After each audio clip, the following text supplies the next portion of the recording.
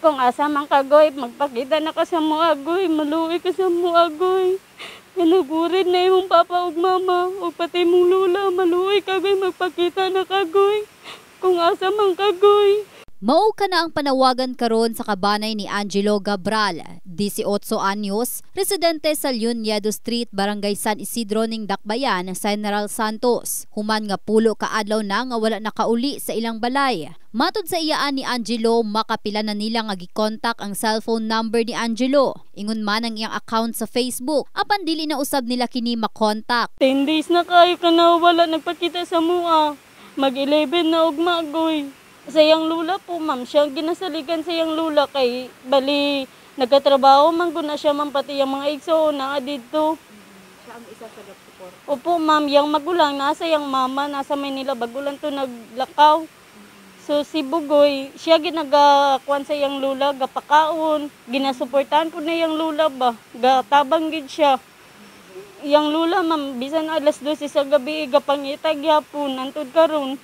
Grabe ang kuan sa iyang lula, kay palangga kay na siya sa iyang lula, kay dito gina siya naggikan sa gamay, dito gina siya nagdako. Ang lola ni ini nga si Roselda, kabalaka ug kahadlok ang gibati sa sitwasyon sa iyang apo. Ilang man kunay, nag-ana niya, email na.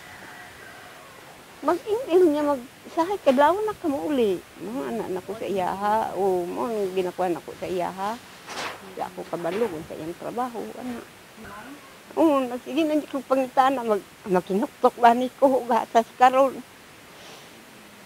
Gansan ka to, anak.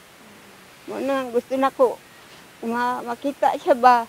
Giduol na sumala pa nila kini sa otoridad. Gani gisulian usab namo og kuha ang bahin sa San Isidro Police Station. Apan wala pa sila'y update sa na-missing nga si Angelo. Panawagan na lang sa mga kabanay ngadto sa mga kabrigadang nakailaon nakakita kay Angelo nga makit-an sab sa inyong TV screen karon. Mamahimong itawag lang sa numerong 0948-911-5820 o dibakaha sa 0965-291-5423. Angelo, asa man ka karon.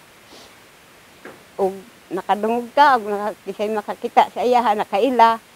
Palihog ingon nga mauli siya, nga ginapangita siya. In the heart of changing lives, kini si Russell Jean Mantile. Sa Brigada News Jensen, Brigada News.